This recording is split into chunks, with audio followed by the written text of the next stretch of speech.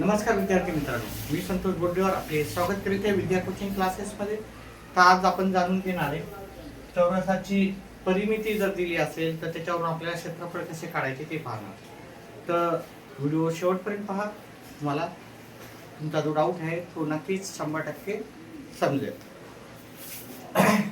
आता समजा चौरसाची परिमिती दिली आहे, परिमिती जी दिलेली आहे त्याने आपल्याला समजा 20 ही परिमिती दिली, तर त्याच्यावरून क्षेत्रफळ कशी काढायची. चौरसाची परिमिती त्याचं सूत्र लिहायचं, चौरसाची परिमिती. ठीक आहे, चौरसाची परिमिती किती दिली आहे आपल्याला 20 दिलेली आहे. आणि याचं जर क्षेत्रफळ याचं जर सूत्र जर पाहिलं आपण 4 गुणिले बाजू याचं सूत्र आहे. चौरसाची परिमिती बरोबर काय आहे ते 4 गुणिले बाजू बरोबर 20. चौरसाची परिमिती आपल्याला 20 दिलेली आहे.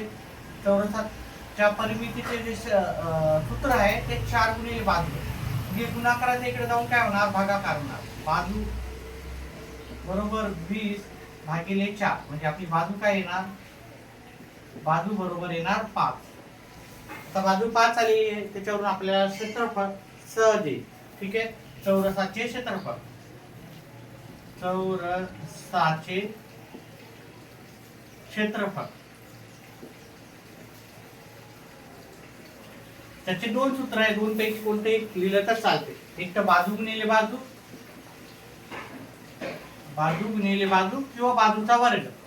ठीक आहे, बाजू गुणिले बाजू किंवा बाजूचा वर्ग. आता हे एक सूत्र वापरलं मी.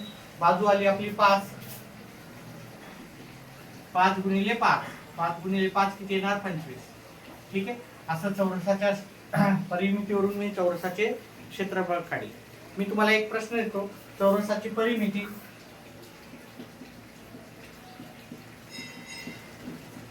परिमिती 36 आहे, तर त्याच्यावरून त्याचं मला क्षेत्रफळ काढून दाखवायचं.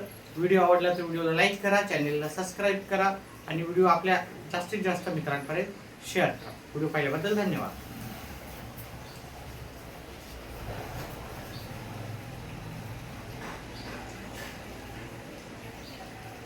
उद्या